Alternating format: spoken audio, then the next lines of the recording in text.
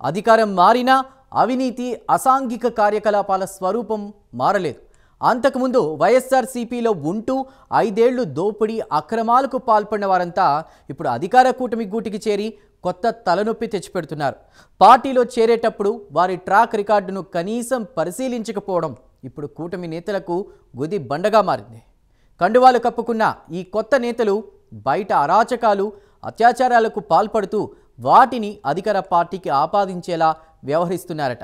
దీంతో ఉమ్మడి చిత్తూరు జిల్లా నేతలు ఏం చేయాలో తెలియక తలలు పట్టుకుంటున్నారట. నిన్న జీడీ నెల్లూరు, నేడు చిత్తూరులో బయటపడ్డ ఇలాంటి వ్యవహారాలు బయటపడడంతో కూడా ఇదేమి తలనొప్పిరా అంటూ తలలు పట్టుకుంటున్నారు కూటమి నేతలు. ఇందుకు కారణాలు ఈ స్టోరీలో చూద్దాం.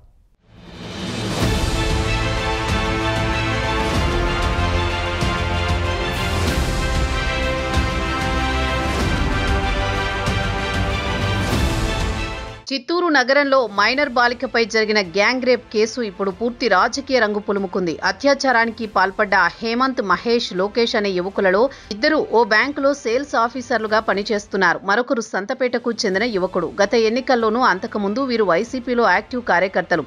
గత ఎన్నికలకు ముందు వీరంతా వైఎస్ఆర్ కాంగ్రెస్ పార్టీలో చురుకైన కార్యకర్తలు. లోకేష్ రెడ్డి అనే నాయకుడికి అనుచరులుగా ఉన్నారు. ఎన్నికల్లో లోకేష్ రెడ్డి వద్ద పెద్ద ఎత్తున మద్యం కూడా పట్టుబడింది.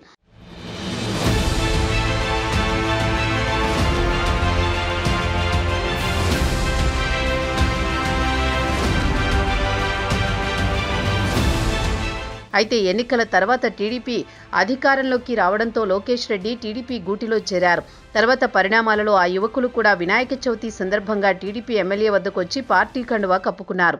అదే అదనుగా వైసీపీ సామాజిక మాధ్యమాల్లో టీడీపీ కార్యకర్తలే అత్యాచారం చేశారు అంటూ పెద్ద ఎత్తున ట్రోల్ చేసింది. ఈ వ్యవహారం టీడీపీ ఎమ్మెల్యే గురజా జగన్మోహన్ ఘాటుగా స్పందించారు. నిందితులతో తనకు ఎలాంటి సంబంధం లేదని తేల్చి చెప్పడమే కాకుండా వారు వైసీపీ నేత విజయానందరెడ్డికి అత్యంత సన్నిహితులు అంటూ పాత ఫోటోలను విడుదల చేశారు. దీంతో మొత్తం వ్యవహారం రాజకీయ ఆరోపణలు ప్రత్యారోపణల మధ్య చిక్కుకుంది. అసలు సమస్య అయిన నగర వనాలు అసాంఘిక శక్తులకు అడ్డాగా మారడం, అటవీ శాఖ నిర్లక్ష్యంపై ఎవరూ ప్రశ్నించడం లేదు. నగర వనాలు ఇప్పుడు ప్రేమికులకు అసాంఘిక శక్తులకు అడ్డాగా మారిపోయాయి. కనీసం వీరు ఎంట్రీలో కూడా సీసీ కెమెరాలు పెట్టడం లేదు. వీటి గురించి ప్రశ్నించకుండా మీ పార్టీ అంటూ టీడీపీ, వైసీపీ నేతలు మీడియా సమావేశాలు పెట్టి మరీ హడావుడి చేసుకుంటున్నారు. అయితే లోపల మాత్రం ఇదేం తలనొప్పి టీడీపీ నేతలు వాపోతున్నారట.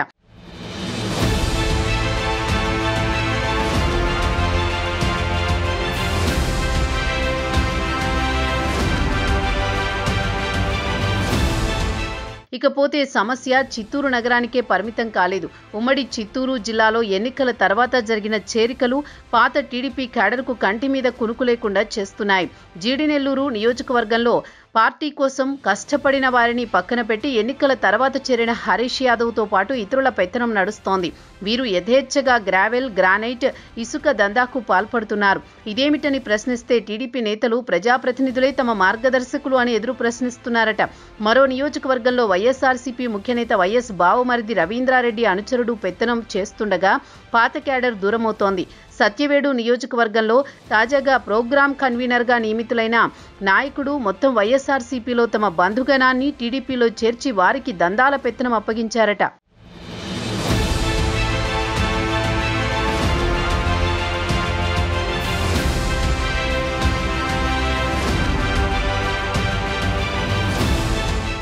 ఇక తిరుపతి నగరంలో పరిస్థితి మరింత దారుణం. గతంలో కూటమి నేతలకు పాడెగట్టి బతికున్న వారికి అంత్యక్రియలు నిర్వహించిన వైసీపీ వర్గానికి చెందిన నేతలు ఇప్పుడు డిప్యూటీ మేయర్ ఎన్నికల పేరుతో కూటమిలో చేరి దందా నడుపుతున్నారు. అంతేకాదు గతంలో చిత్తూరు నగరంలో జరిగిన జంట హత్యల కేసులో నిందితుడైన వ్యక్తికి తిరుపతిలో షెల్టర్ ఇచ్చి ఆయనతో నగరంలో పంచాయతీలు చేయిస్తున్నారని ఆరోపణలు వినిపిస్తున్నాయి. తంబళ్లపల్లి నియోజకవర్గంలో అయితే చంద్రబాబు నాయుడుపై అంగుళ్లలో రాళ్లతో దాడి చేసిన వారిని కూడా పార్టీలో చేర్చుకున్నారట. దీన్ని ప్రశ్నించిన పాత టీడీపీ కార్యకర్తలపైనే దాడులు చేయిస్తున్నారనే విమర్శలు అక్కడ ఇన్ఛార్జిపై వస్తున్నాయి.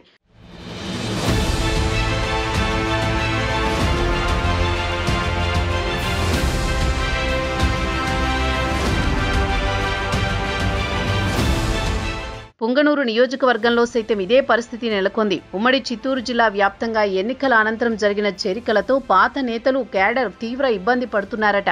గతంలో విచ్చలవిడిగా అధికారాన్ని ఎంజాయ్ చేసిన బ్యాచ్తో పాటు గంజాయి బ్యాచ్ను పార్టీలో ఎందుకు చేర్చుకోవాల్సి వచ్చిందో అర్థం కావడం లేదంటూ సీనియర్లు వాపోతున్నారు. అవసరం లేకపోయినా ఇతర అవసరాలకు ఉపయోగపడతారనే ఉద్దేశంతో కండువాలు కప్పడం, ఆ తర్వాత వారు అరాచకాలకు పాల్పడితే వారు మా పార్టీ కాదు అని తప్పించుకోవడం పరిపాటిగా మారింది.